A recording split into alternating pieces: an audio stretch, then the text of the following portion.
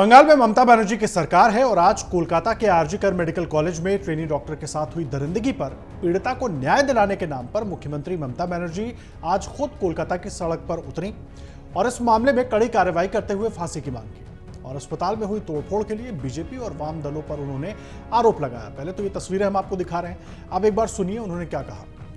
আমার গায়ে ফসকা পড়বে না, আমি মার খেতে খেতে একটা জীবন্ত লাশ হয়ে গেছি। আমি যতদিন বাঁচবো মানুষের কাজ করব। আমাকে চমকানি দেখাবেন না সিপিএম বিজেপি, আমাকে ধমকানি দেখাবেন না সিপিএম বিজেপি। আমরা নির্বাচন না করে নিজে নিজে জিতে আসিনি, আমাদের নির্বাচন পরিচালনা করেছেন election commission and government of India. একটাও রাজ্য পুলিশ ছিল না, টোটালটাই সেন্ট্রাল पुलिस।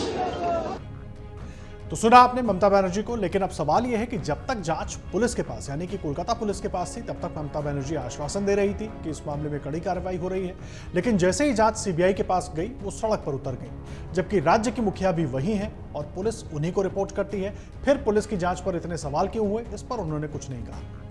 आपको बता दें कि कोलकाता में ट्रेनी डॉक्टर के साथ हुए रेप और हत्या पर देश भर में नाराजगी है और इन सब के बीच पश्चिम बंगाल की मुख्यमंत्री ममता बनर्जी ने पीड़िता के लिए न्याय और आरोपी को फांसी की मांग करते हुए कोलकाता में बड़ी रैली निकाली, करीब 3 किलोमीटर की पदयात्रा की।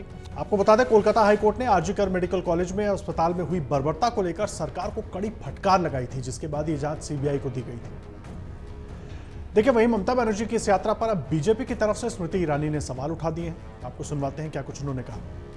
क्या अब लड़की के बलात्कार के लिए, उसके इंसाफ के लिए हिंदुस्तान की जनता तभी आवाज उठाएगी उस लड़की की और उस प्रदेश की पॉलिटिक्स को देखकर?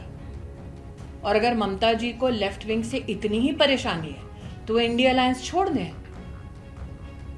लेकिन प्रश्न उठता है कि मिचिल विरोध प्रदर्शन किसके खिलाफ किया? प्रदेश की होम मिनिस्टर ममता जी हैं, हेल्थ का चार्ज किसके पास है, मुख्यमंत्री कौन है? तो किसके खिलाफ वो प्रदर्शन कर रही थी? अपने खिलाफ। जनता की आंखों में धूल झोंकना बंद करें, जनता जो जवाब मांग रही है उन जवाबों को दें। किसके आदेश पर यह कहा गया कि लड़की ने सुसाइड किया था? क्यों अगर माता पिता पिटीशन कर रहे हैं कि 150 mg सीमेन है तो क्या उसका उल्लेख एफआईआर में है?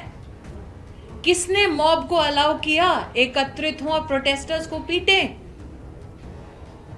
प्रोटेस्टर्स अनसेफ है, रेपिस्ट और मॉब सेफ है। यह कहां का न्याय है? और इन सब के बीच मामले की जांच कर रही सीबीआई ने आरजी कर अस्पताल के पूर्व प्रिंसिपल सुदीप घोष से पूछताछ की है, जिन्हें हाईकोर्ट ने छुट्टी पर जाने को कहा। हालांकि उनको पदस्थापित करके दूसरी जगह पर स्थापित कर दिया गया था, लेकिन अब हाईकोर्ट ने उनको छुट्टी पर जाने के लिए कहा है। इन सब के बीच सवाल यह है कि राज्य के मुख्यमंत्री को आखिर सड़क पर क्यों उतरना पड़ा? क्या इसके पीछे कोई नाराजगी है? क्या नाराजगी सीबीआई को लेकर है?